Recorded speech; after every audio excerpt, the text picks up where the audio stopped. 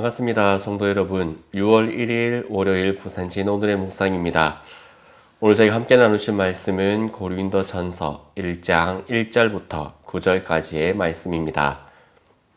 하나님의 뜻을 따라 그리스도 예수의 사도로 부르심을 받은 바울과 형제 소수대네는 고린도에 있는 하나님의 교회 곧 그리스도 예수 안에서 거룩하여지고 성도라 부르심을 받은 자들과 또 각처에서 우리의 주 곧 그들과 우리의 주 되신 예수 그리스도의 이름을 부르는 모든 자들에게 하나님 우리 아버지와 주 예수 그리스도로부터 은혜와 평강이 있기를 원하노라.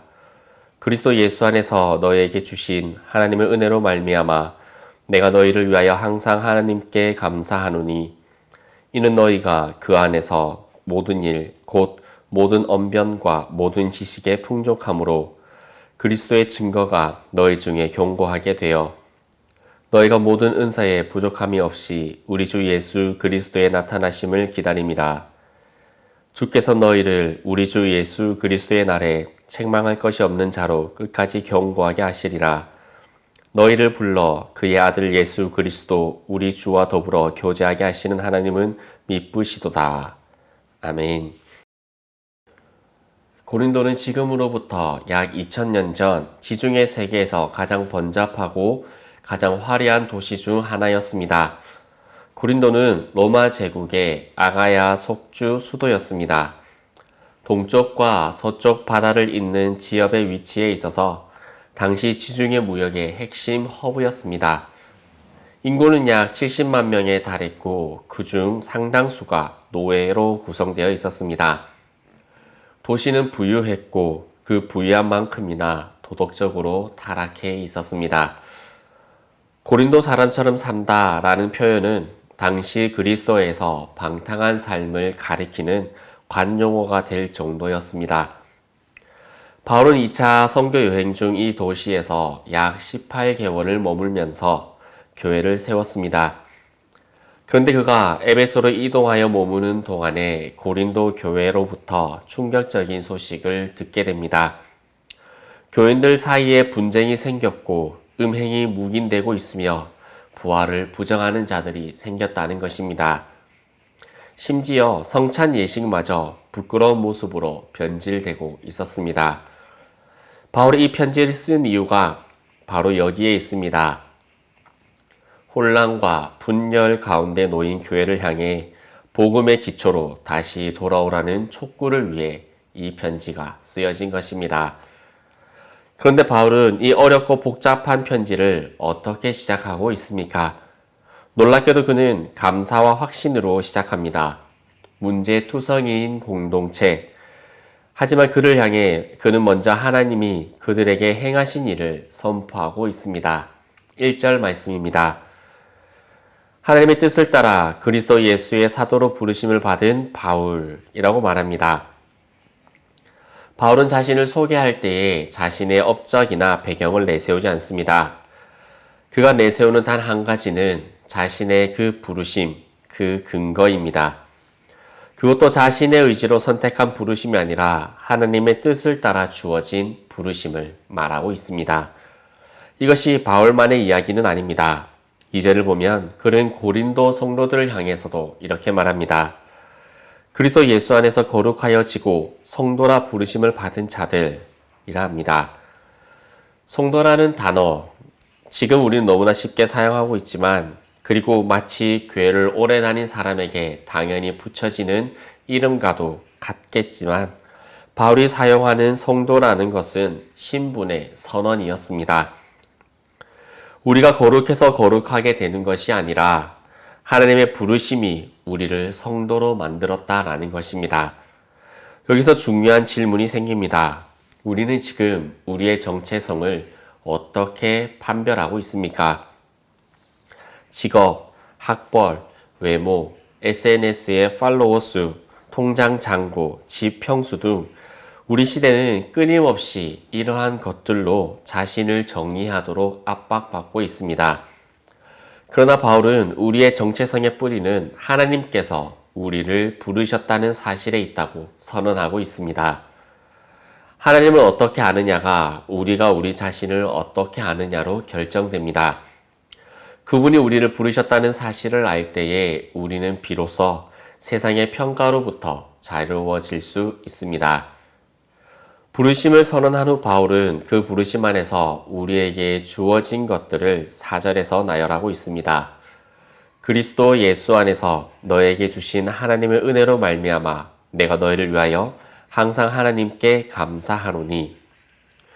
바울이 감사하는 이유는 고린도 성도들이 잘해서가 아닙니다. 앞서 말씀드렸듯이 그들은 분쟁하고 죄 가운데 있었습니다. 그럼에도 바울이 감사할 수 있는 이유는 단 하나입니다. 그것은 하나님이 그들에게 은혜를 주셨다는 사실 자체가 변하지 않기 때문입니다. 은혜는 우리의 상태에 따라 변동하는 것이 아닙니다.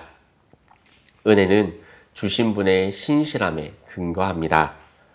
5절에서 바울은 더 나아갑니다. 이는 너희가 그 안에서 모든 일, 곧 모든 언변과 모든 지식에 풍족함으로. 언변과 지식, 이것은 단순히 말을 잘하는 능력이나 학문적 지식을 말하지 않습니다. 이것은 복음을 받아들이고 전달하는 데 필요한 모든 은사, 하나님 나라를 살아가는 데 필요한 모든 자원이 이미 우리에게 주어졌다는 것을 말하는 것입니다. 그리고 8절에서 바울은 중요한 약속을 선포합니다. 주께서 너희를 우리 주 예수 그리스도의 날에 책망할 것이 없는 자로 끝까지 경고하게 하시리라. 이것은 단순한 위로의 말이 아닙니다. 이것은 확언입니다. 우리가 신학의 여정을 끝까지 완주할 수 있는 이유는 우리의 의지력이 강하기 때문이 아닙니다. 그것은 우리를 붙드시는 분이 계시기 때문입니다. 이것을 성도의 견인이라고 합니다. 끝까지 믿음을 지키는 하나님의 은혜를 고백하는 것입니다. 그것은 하나님이 우리를 향해 시작하신 일을 완성하시겠다는 신실하신 약속인 것입니다. 이 모든 이야기는 9절 한 절에 집중됩니다. 너희를 불러 그의 아들 예수 그리스도 우리 주와 더불어 교제하게 하시는 하나님은 미쁘시도다. 아멘. 미쁘시도다 라는 뜻의 원뜻은 신실하시다, 믿을 수 있다 라는 뜻입니다. 바울은 말합니다. 우리를 부르신 하나님은 어제도 오늘도 내일도 변하지 않으시고 신실하시다고 선언합니다. 고린도 교인들은 흔들리고 있었습니다. 세상 문화에 물들고 서로 다투고 죄에 빠졌습니다. 그러나 바울은 그들에게 최종적으로 선포하는 메시지는 정죄가 아닙니다. 그것은 하나님의 신실하심에 대한 초대입니다. 우리가 서 있는 이 시대도 크게 다르지 않습니다. 우리는 매일 수백 가지의 경쟁하는 가치관과 정체성의 혼란 속에서 살아갑니다. 흔들리지 않는 것이 없는 시대입니다. 세상의 지식과 이데올로기는 각 시대마다의 정신에 옳고 그름이 달라질 수 있습니다. 하지만 신앙은 감정의 파도 위에 세상의 흐름에 세워지는 것이 아닙니다. 신앙은 신실하신 하나님 위에 세워집니다. 그분은 우리를 부르셨고 그분이 우리를 붙드시며 그분이 우리를 완성하실 것입니다. 이것은 영원히 변함없는 진리입니다. 오늘 우리를 부르신 하나님의 신실하심에 의지하시고 우리 안에서 처음부터 선한 일을 시작하신 하나님께서 그리스도의 끝날까지 견고하게 세우실 것을 고백하는 오늘 하루가 되시기를 바랍니다. 함께 기도드리겠습니다. 하나님 아버지, 오늘도 우리는 세상 가운데에 살아가면서 세상의 수많은 가치관과 부딪히게 됩니다. 하지만 세상의 기준을 가지고 우리를 평가하지 않게 하여 주시고 하나님께서 우리를 어떻게 붙들고 계신지, 하나님께서 우리를 어떻게 인도하고 계신지, 하나님께서 우리를 어떻게 견인하여 그 마지막 날까지 완성하실지를 바라보며 나아가는 저희가 되어지기를 소망합니다. 그렇게 하나님의 그 신실하심은 영원히 변하지 않기에 오늘 하루 나의 모습에, 우리의 환경에, 우리가 살아가고 있는 세상에 좌절하지 않고 하나님으로 말미암아 다시금 힘내어 달려가는 저희가 되게 하여 주옵소서. 예수 그리스도 이름으로 기도드리옵나이다. 아멘.